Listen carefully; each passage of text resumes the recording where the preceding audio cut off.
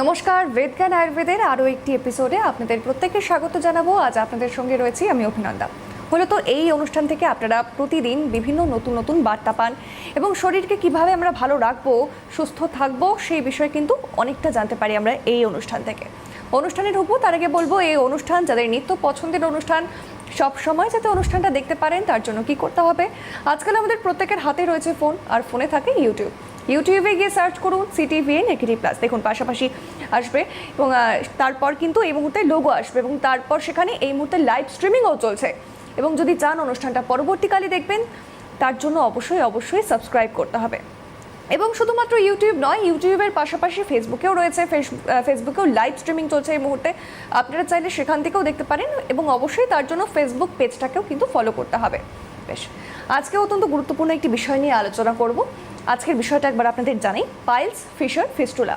আপনারা জানেন মোটামুটি এই বিষয়টা অনেকটাই কমন, এই তিনটে বিষয়। তবে তিনটে বিষয় একেবারেই এক নয়, আলাদা আলাদা সমস্যা, আলাদা আলাদা কারণ রয়েছে এবং আলাদা আলাদা লক্ষণ রয়েছে। সমস্তটাই জানবো এবং সর্বপ্রথম আলোচনা করব পাইলস নিয়ে। এবং তার আগে বলবো, মোটামুটি আপনারা জানেন যে মলদ্বার এবং তার আশেপাশের এলাকার যে সমস্যা, মূলত অনেকগুলো সমস্যা হয় যখন এই সমস্যা এই রোগগুলো আমাদের হয়, সেক্ষেত্রে কী হয় আরও বিস্তারিতভাবে জানবো।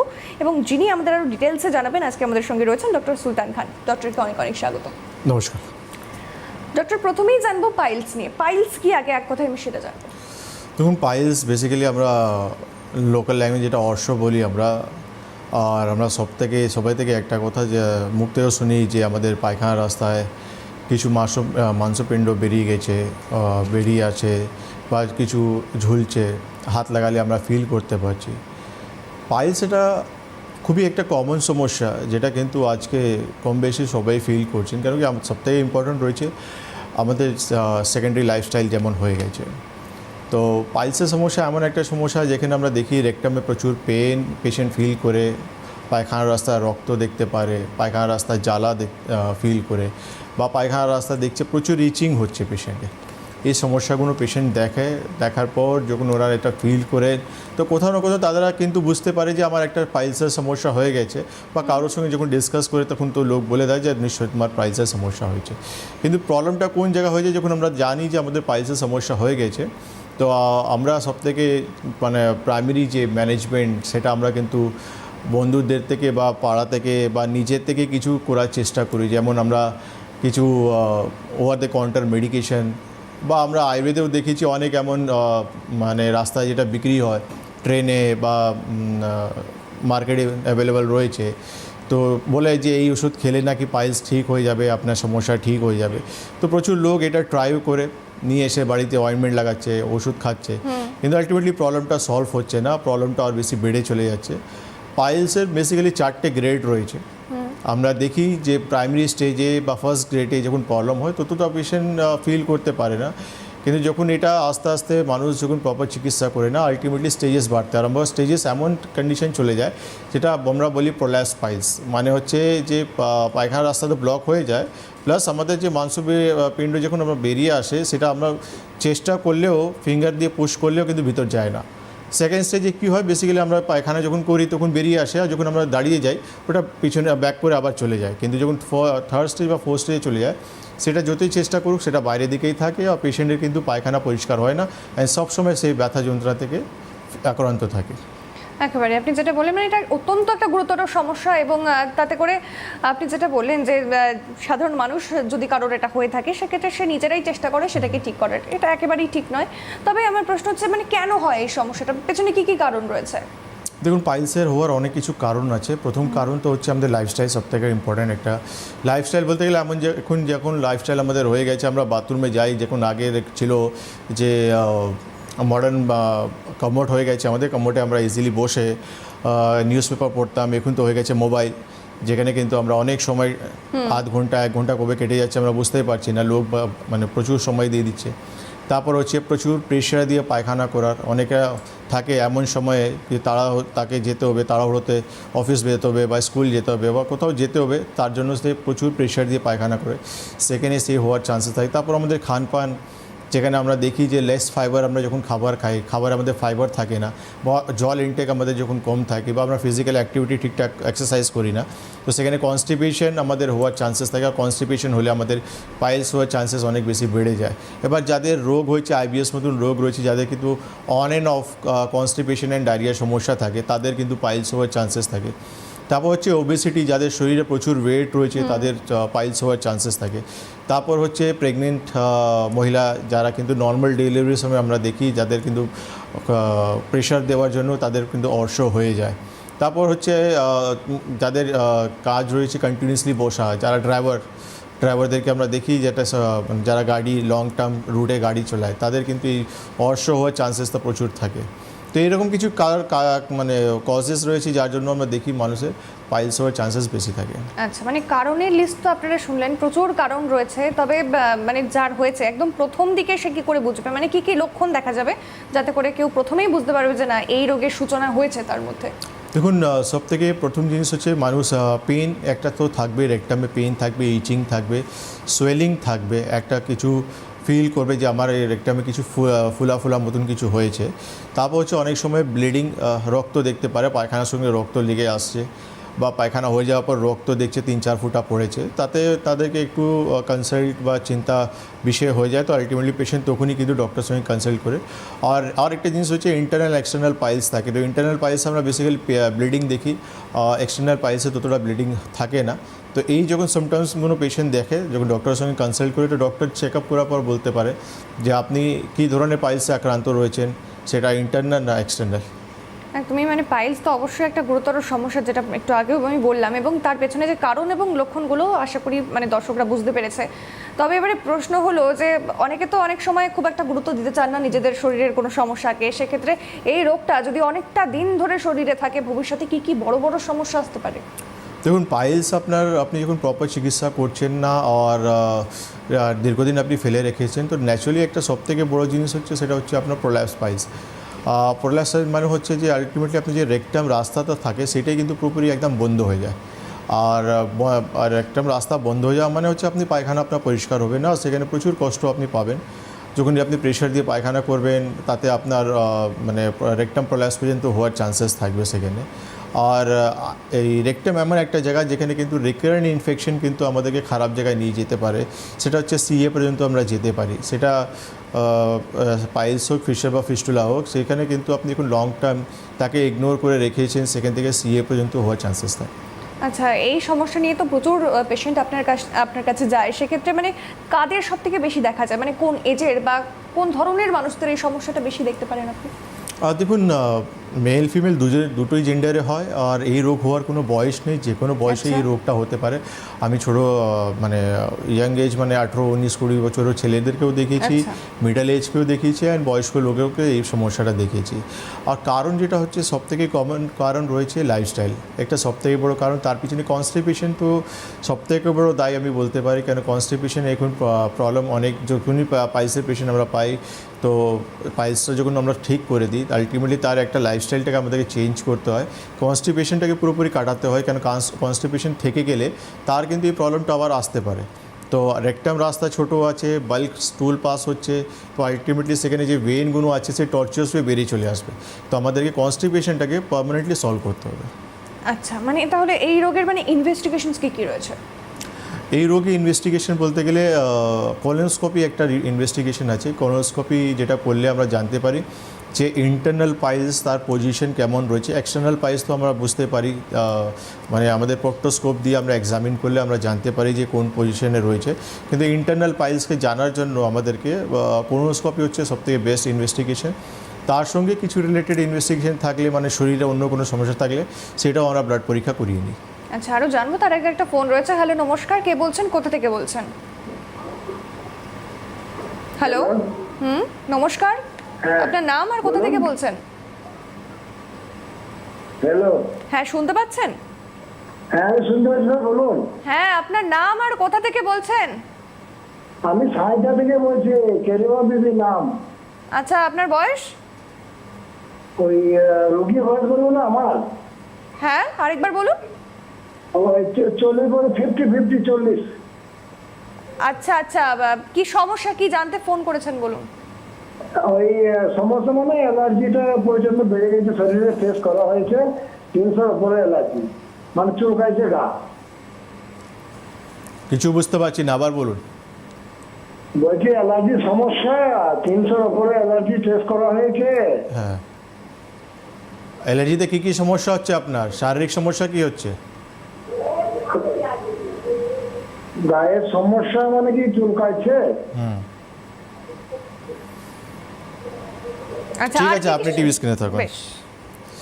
আপনার অ্যালার্জির সমস্যা হচ্ছে, আপনি আইজি টেস্ট করেছেন, বলছেন 300 থেকে বেশি রয়েছে আপনার আইজি লেভেল। তো আপনি হেল্পলাইনে ফোন করুন, আপনার ট্রিটমেন্ট করাতে হবে। ঠিক আছে, আপনাকে আমাদের চেম্বার ভিজিট করতে হবে, কেন কি এইভাবে কোনো অ্যান্টি অ্যালার্জিক মেডিসিন আপনি খেয়ে আপনার প্রবলেম সলভ করতে পারবেন না, আপনাকে ঠিকঠাক ট্রিটমেন্টে আসতে হবে। তো হেল্পলাইনে ফোন করুন, দেখুন বাড়ির পাশে কোন চেম্বারটা পড়ছে, সেখানে এসে যোগাযোগ করুন। একেবারেই অসংখ্য ধন্যবাদ ফোন করার জন্য। একদম দেখুন আমার হাতের নিচে যাচ্ছে ইয়েলো বক্সের নাম্বার, হেল্পলাইন নাম্বার। এই নাম্বারে ফোন করুন, অবশ্যই অবশ্যই সমাধান পাবেন। আজ যে বিষয়ে কথা বলছিলাম, মানে ইনভেস্টিগেশনস কী কী রয়েছে সেগুলো তো আমরা শুনলাম, এবং এবারে জানবো যে ট্রিটমেন্ট, মানে আয়ুর্বেদের হাত ধরলে কি এর থেকে একেবারে মানে এই রোগ নির্মূল হওয়া সম্ভব? দেখুন, আয়ুর্বেদে দ্য বেস্ট ট্রিটমেন্ট যেটা স্পেসিফিকলি আমি দিই পেশেন্টদেরকে, আমরা তো জানি ওষুধ কিছুটা রিলিফ দিতে পারে, কিন্তু পার্মানেন্ট সলিউশন একটাই হচ্ছে, সেটা হচ্ছে খাস সূত্র ট্রিটমেন্ট। খাস সূত্র বলতে গেলে আমাদের আয়ুর্বেদে কিছু মেডিকেটেড সুতো আছে, থ্রেড আছে, যেটা কিন্তু আয়ুর্বেদ প্রসেসে তাকে তৈরি করা হয়, সেই থ্রেড দিয়ে কিন্তু খাস সূত্র করা হয়। এই খাস সূত্র হচ্ছে one of the best treatment, one stop treatment. মানে একবার আপনি করে নেবেন, সারা জীবন আপনাকে আর করতে হবে না, আচ্ছা। একবারে কিন্তু আপনার প্রবলেমটা সলভ হয়ে যাবে। সেটা ফার্স্ট স্টেজ হোক বা আপনি ফাইনাল স্টেজে প্রোল্যাপস পাইলস হয়ে গেছে, সেটাও আপনি একসঙ্গে একবারই আপনার প্রবলেমটাকে সলভ করে দেওয়া হবে।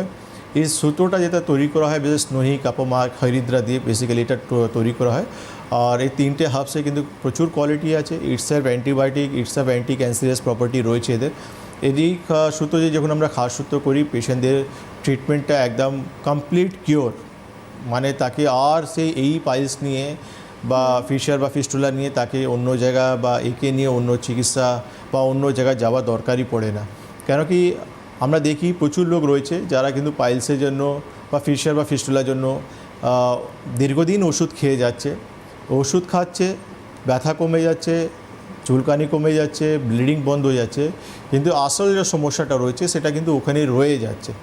আমাদের কাছে যখন পেশেন্ট আসেন, তো আমরা এটাই বলি যে আপনারা এমন ট্রিটমেন্ট করুন যেখানে কিন্তু ওয়ান স্টপ ট্রিটমেন্টে আপনি পুরোপুরি সারা জীবনের জন্য মুক্তি পেতে পারেন। কেন আপনি ওষুধ খেয়ে এসেছেন, আমার কাছেও এসে বলবেন আমাকে ওষুধ দিন, তো আলটিমেটলি আপনি সেম জায়গায় আপনি দাঁড়িয়ে থাকবেন, সময় নষ্ট হবে আর রোগটা ওই জায়গায় থেকে যাবে। তো আমি যেটা ট্রিটমেন্ট দিই সেটা হচ্ছে খাস সূত্র ট্রিটমেন্ট। আচ্ছা, এরকম অনেক মানুষ রয়েছেন যারা আয়ুর্বেদে এত সুন্দর ট্রিটমেন্ট রয়েছে তারা জানেন না, এবং না জেনে তারা মডার্ন ট্রিটমেন্টে যায়, এবং অনেক সময় অপারেশনের মতো বিষয় তাদের সাথে ঘটে, কিন্তু তারপরেও সেই সমস্যা আবার হয় বা তার থেকে জটিল কোনো সমস্যা হয়, এবং তারপর তারা ঘুরে আবারও আসে আয়ুর্বেদের হাত ধরতে। তো সেক্ষেত্রে তাদের জন্য ট্রিটমেন্ট প্রসেসটা কি সেম থাকে, বা তাদের ট্রিটমেন্টটা কীভাবে হয়? শিওর, দেখুন যারা অপারেশন করে এসেছে তাদের তো রিকারেন্স হয়, রিকারেন্স হলে আমরা ওদেরকে একটাই কথা বলি যে আপনি খাস সূত্র করুন। দেখুন, খাস সূত্র তো এমন না যে আপনি কোনো অপারেশনাল, সবথেকে বড় জিনিস হচ্ছে আপনাকে কোনো নার্সিংহোমে ভর্তি হতে হবে বা আপনাকে অ্যানেস্থেসিয়া লাগবে বা আপনি এক সপ্তাহ আপনাকে হসপিটালে থাকতে হবে, এমন কিছু নেই। এটা সার্জিক্যাল একটা প্রসিজার রয়েছে যেটা আমরা কিন্তু করি পেশেন্টদেরকে, আর এটা একদম আপনি অপারেশন করেছেন, আনসাকসেস হয়েছেন, সেখানেও কিন্তু আপনি এই খাস সূত্র করতে পারেন, করে আপনি আপনার প্রবলেমটাকে পুরোপুরি নির্মূল করে নিতে পারবেন। মানে 1-2 দিনের মধ্যে পেশেন্ট আবার স্বাভাবিক জীবনে ফিরতে পারবে? আমাদের খাস সূত্র করার পর আমরা পেশেন্টকে এক সপ্তাহ পর আবার ডেকে আমরা ড্রেসিং করি, কিন্তু খাস সূত্র করার পর তাকে কিন্তু কোনো রেস্টে দরকার পড়ে না। তারা হাঁটাচলা করতে পারে, বাজার করতে পারে, অফিস জয়েন করে নিতে পারে, সমস্ত কাজ করতে পারে, স্বাভাবিক জীবনযাপনে একদম নর্মাল লাইফ লিড করতে।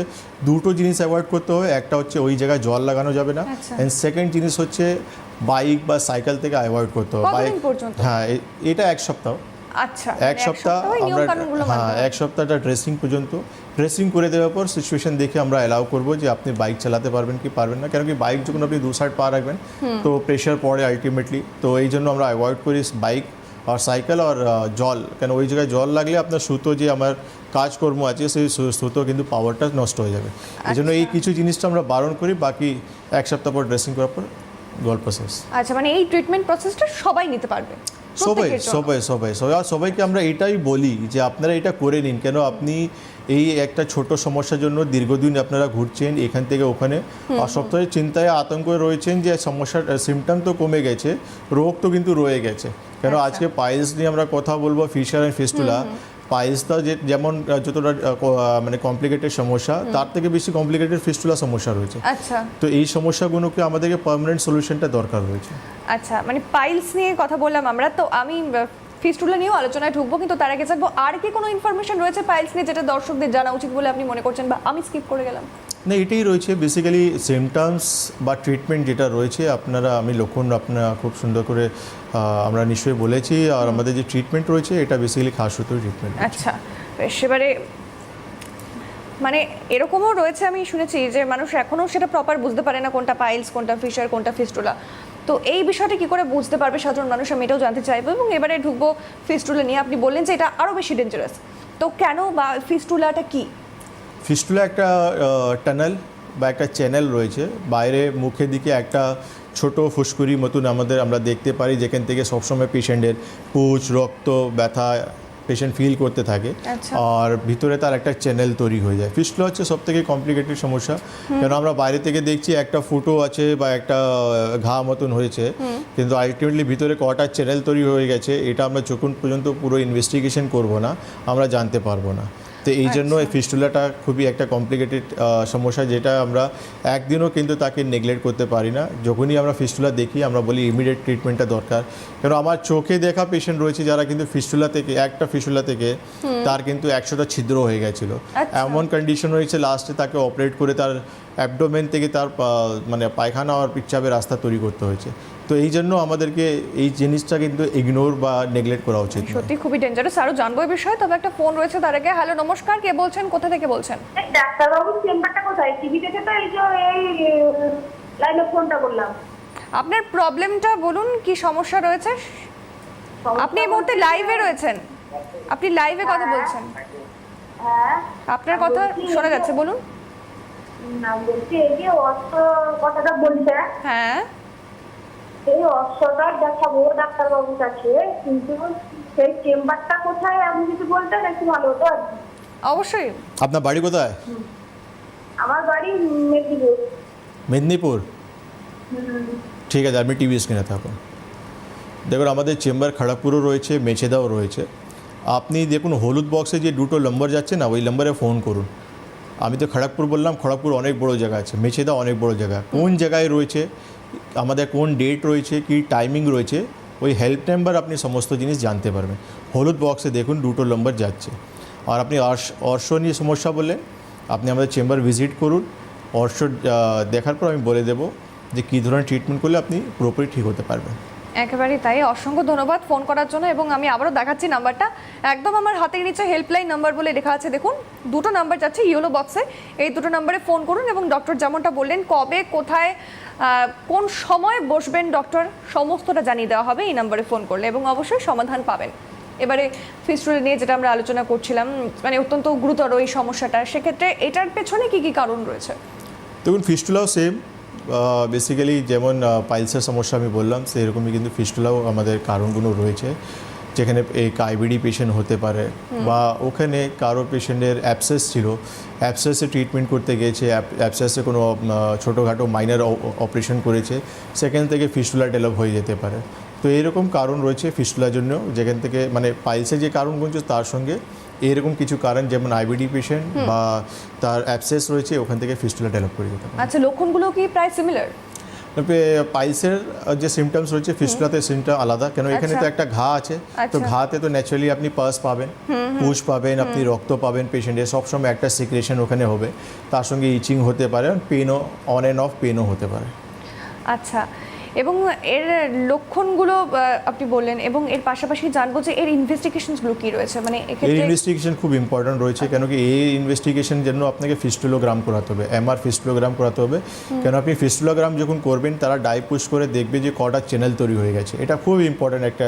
কেন কি ফিস্টুলা বেসিক্যালি যখন আপনার ফিস্টুলা এমন কন্ডিশন রয়েছে, আমরা যখন দেখি পেশেন্টকে এক্সামিন করে, তো আমরা যখন দেখি যে আলটিমেটলি চ্যানেলটা একটা কমপ্লিকেটেড রয়েছে, সেখানে আমরা ফিস্টুলোগ্রাম করিয়ে নিই।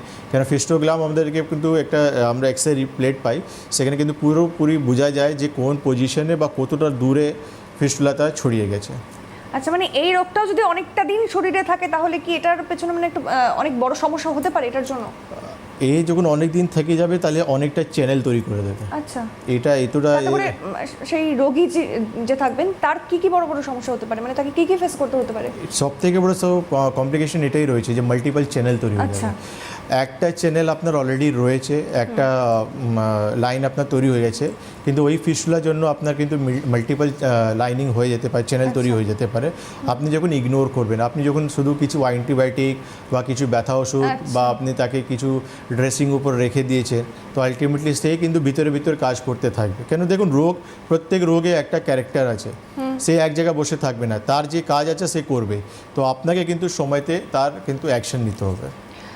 আচ্ছা, একদমই তাই। তবে এর ট্রিটমেন্টটা কি, মানে এটা তো পাইলসের থেকে অনেকটা গুরুতর সমস্যা, সেক্ষেত্রে এই রোগটাকে কি এতটাই সহজভাবে কমানো যায়? দেখুন, এটাও ট্রিটমেন্ট আমরা কিন্তু খাসসূত্র মারফতেই করি। আচ্ছা, পাইলসের যেমন আমরা খাসসূত্র করি, ফিস্টুলাতেও আমরা খাসসূত্রই করি। আর ন্যাচুরালি ফিস্টুলাও ট্রিটমেন্ট এইভাবেই হয়।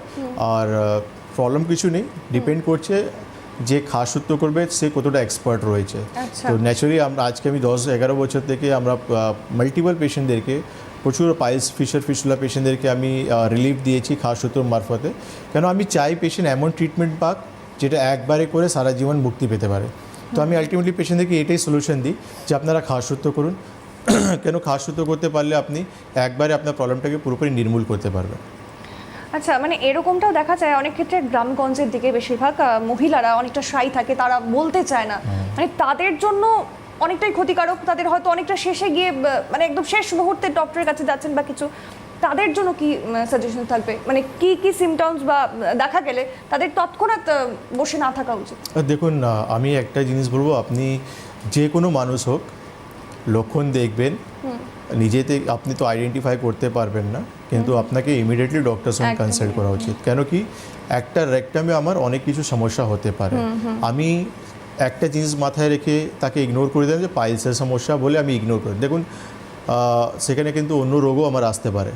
তো ডক্টরের সঙ্গে কনসাল্ট করাটা খুব ইম্পর্ট্যান্ট রয়েছে, ডক্টরের অ্যাডভাইস নেওয়াটা খুব ইম্পর্ট্যান্ট রয়েছে। কেন কি ডক্টর দেখার পর বলে দেবে যে প্রবলেমটা কেমন রয়েছে। কেন কি আজকে আমি একটা ছোট সমস্যা ভেবে তাকে ইগনোর করে ফেললাম, আর আলটিমেটলি ইনভেস্টিগেশনে ধরা পড়লো যে একটা রোগ আপনার শরীরে এসে গেছে। ঠিক সময়ে রোগটাকে ধরা, ঠিক সময়ে তার ট্রিটমেন্ট স্টার্ট করে দেওয়া একটা মানুষকে কিন্তু লাইফটা সেভ করে দিতে পারে। আপনি পাইলসের ক্ষেত্রে যেরকমটা বললেন যে খুব তাড়াতাড়ি রিকভার হয়, সেক্ষেত্রে এই রোগটার ক্ষেত্রেও কি, মানে ফিস্টুলার ক্ষেত্রেও এতটাই তাড়াতাড়ি আবারও সাধারণ জীবনযাপন আগের লাইফস্টাইলে ফেরাটা পসিবল? দেখুন, আপনার ফিস্টুলার চ্যানেল কটা আছে? একটা চ্যানেল আছে, তাহলে আপনি এক সপ্তাহের মধ্যে আপনি রেজাল্টটা দেখতে পারবেন। আর আপনি যেখানে দেখছেন আপনার মাল্টিপল চ্যানেল হয়ে গেছে, তো সেই চ্যানেলটাকে আপনি পুরোপুরি রিকভার করতে গেলে আপনাকে তো সময় দিতে হবে। তো এই জন্য আমি বললাম যে আপনি পাইলস কিমন আপনার 4 স্টেজে থাকলেও আমাকে বেসিক্যালি খুব জোর লাগলে আমার 1 সপ্তাহ লাগবে, কিন্তু ফিস্টুলা ডিপেন্ড করছে কটা চ্যানেল হয়ে গেছে। একটা চ্যানেল আছে তাহলে কোনো প্রবলেম নেই, আপনি শর্ট টাইমে আপনি ইমপ্রুভমেন্ট পেয়ে যাবেন, কিন্তু মাল্টিপল যখন চ্যানেল আছে সেখানে কিন্তু আমার সময় দিতে হবে। একদমই। আরও একটা বিষয় রয়েছে ফিশার, সেটা নিয়েও কথা বলবো। তার আগে একটা ফোন রয়েছে। হ্যালো, নমস্কার, কে বলছেন, কোথা থেকে বলছেন? যোগেশ স্যার, তো হাতিয়া থেকে। আচ্ছা, আপনার বয়স? বয়স 68। আচ্ছা, কি সমস্যা বলুন? সুগার, থাইরয়েড, কোলেস্টেরল আছে, এগুলো কি কিওর হয় না শুধু কন্ট্রোল হয়? ঠিক আছে, আপনি টিভি স্ক্রিনে থাকুন, দেখুন হলুদ বক্সের নাম্বার যাচ্ছে, ওখানে ফোন করে কথা বলুন। একদমই। আমার হাতের নিচে দেখুন, আমি দেখাচ্ছি, হেল্পলাইন নাম্বার বলে যাচ্ছে এবং ঠিক তার নিচে ইয়েলো বক্স, এই নাম্বারে ফোন করুন এবং যাবতীয় প্রশ্নের সমস্ত উত্তর পাবেন এবং সমস্যার সমাধানও পাবেন। বেশ, সময় একদম শেষ, অনেকটাই কমে আসে, তাই আমি শেষ যে বিষয়টা রয়েছে সেটা নিয়ে আলোচনা করব, জানবো সেটা নিয়ে আপনারাও জানতে পারবেন যে ফিশারটা কি। ফিশার হচ্ছে আমাদের রেকটাম যে রিং থাকে, সেটা আমাদের রেকটাম রিংটা ফেটে যায়। সেটা যে কোনো কারণ, মানে স্পেসিফিক কারণ, যেটা হচ্ছে কনস্টিপেশন হতে পারে বা আমাদের ডায়রিয়া হতে পারে, যে রিকারেন্ট আমরা বারবার যখন স্টুল পাস করছি, তো তার জন্য কিন্তু আমরা দেখি যে আমাদের রেকটাম রিং থাকে সেটা ফেটে যায়। তো রেকটাম রিং ফাটলে যেটা হয় বেসিক্যালি প্রচুর বার্নিং সেন্সেশন হয়, প্রচুর পেন হয়। এই দুটো সিমটমসটা খুব কমনলি আমরা দেখতে পাই। ব্লিডিং এখানে হওয়ার চান্সেস কম থাকে, কিন্তু পেন আর বার্নিং সেন্সেশন পেশেন্ট প্রচুর ফিল করে। এর ট্রিটমেন্টটাও হচ্ছে আমাদের খাসসূত্রতে। আমাদের তিনটের সমস্যা নিয়ে আমরা ডিসকাস করছি, পাইলস, ফিশার, ফিস্টুলা। তিনটে ট্রিটমেন্টই কিন্তু খাসসূত্র মারফত হয়। আর পলিপ অনেক সময় আমরা দেখি যে রেকটামে আমাদের পলিপও হয়, তারও ট্রিটমেন্ট কিন্তু এই খাসসূত্র মারফতে করা যায়। আচ্ছা, মানে এই ফিশারের ক্ষেত্রে কি সিমটমসগুলো সেমই থাকে? সিমটমস বলতে গেলে পেন অ্যান্ড বার্নিং সেন্সেশন। আচ্ছা আচ্ছা, এই দুটো মানে দেখুন, মূলত। বেসিক্যালি কোথাও না কোথাও তিনটে রোগই এক জায়গায় হচ্ছে রেকটামে, তো সিমটমসটা মোস্ট প্রবাবলি সেমই থাকবে। আর কারণটাও মেসোলে সেমই আচ্ছা। আছে, কিন্তু কাজ এখানে হচ্ছে ফিজিশিয়ানের। হ্যাঁ। একটা ডক্টর এখানে সব থেকে ইম্পর্টেন্ট রোল রয়েছে, যে জায়গাটাকে কিন্তু এক্সামিন করতে। কেন আমরা প্রচুর পেশেন্ট পেয়েছি যারা কিন্তু জানি না তার আলটিমেট প্রবলেমটা কী হয়েছে। কেন অনেক সময় আমরা দেখেছি ফিজিশিয়ান কিন্তু প্রপার এক্সামিন করে না। কেন রেকটাম জায়গা সে বলছে ঠিক আছে লক্ষণ শুনলাম, লক্ষণ শুনে ওষুধ দিয়ে দিল, কিন্তু মেন হচ্ছে এক্সামিন। কেন পেশেন্ট তো নিজের প্রবলেমটা শুধু বলতে পারবে, রেকটাম তো উনি তো জানেন না কী কন্ডিশন আছে। সেই কন্ডিশন জানার জন্য আমাদেরকে এক্সামিন করতে হয়। এটা খুব একটা ইম্পর্টেন্ট পার্ট রয়েছে। এক্সামিন না করলে আমরা কোনোদিন জানতে পারবো না যে পেশেন্ট অ্যাকচুয়ালি পাইলসে আক্রান্ত রয়েছে না ফিশার না ফিস্টুলা।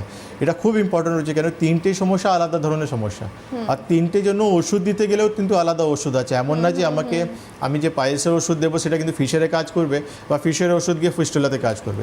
তিনটেই রোগের জন্য আলাদা ওষুধ রয়েছে। হ্যাঁ, লাইন অফ ট্রিটমেন্ট সেমই রয়েছে, যে আমার খাসসূত্র তিনটে জন্যই আমাকে করতে হবে, কিন্তু জানতে হবে আলটিমেটলি রোগটা কি হয়েছে। একদমই। আরো জানবো, তার আগে একটা ফোন রয়েছে। হ্যালো, নমস্কার, কে বলছেন, কোথা থেকে বলছেন?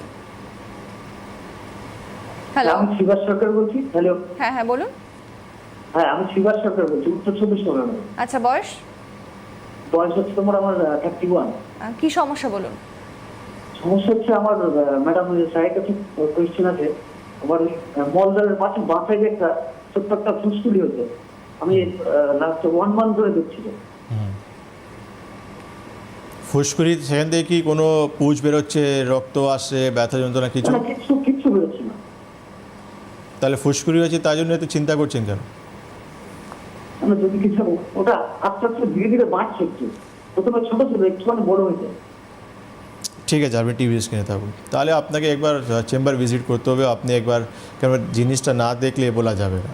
কেন আপনি বলছেন কোনো ধরনের কোনো সমস্যা হচ্ছে না, কিন্তু বাড়ছে, তাহলে একবার দেখতে হবে। ঠিক আছে, একেবারে তাই। অসংখ্য ধন্যবাদ ফোন করার জন্য। এবং দেখুন, আমার হাতের নিচে ইয়েলো বক্সের নাম্বার যাচ্ছে, যদি কোনো সমস্যা হয় অবশ্যই এই নাম্বারে ফোন করুন, সমাধান পাবেন। আচ্ছা, মানে ট্রিটমেন্টের প্রসেসটা আপনি যেটা বললেন, একদম ডিফারেন্ট মেডিসিন তাদের জন্য দেওয়া হয়। তবে এই যে বিষয়টা এই মুহূর্তে আমরা আলোচনা করছি, সেক্ষেত্রে বাকি দুটোতে যেরকম রিকভার কত তাড়াতাড়ি সম্ভব বা সম্ভব নয় সেটা আপনি বললেন, এটার ক্ষেত্রে কতটা তাড়াতাড়ি রিকভার হওয়া সম্ভব? দেখুন, তিনটেই রিকভারির রেটটা মানে 100% রয়েছে। প্রথম জিনিস, সময়টা হচ্ছে যে আপনি যখন সমস্যাটা নিয়ে আসবেন কতটা কমপ্লিকেটেড রয়েছে। অনেক সময় আমরা দেখি পাইলসের সঙ্গে ফিশারও হয়ে গেছে পেশেন্টের, অনেক সময় আমরা দেখি ফিস্টুলার সঙ্গে পাইলসও হয়ে গেছে। আচ্ছা। তো কমপ্লিকেটেড সমস্যাও আসে। তো কন্ডিশন দেখে আমরা সময়টা দিই।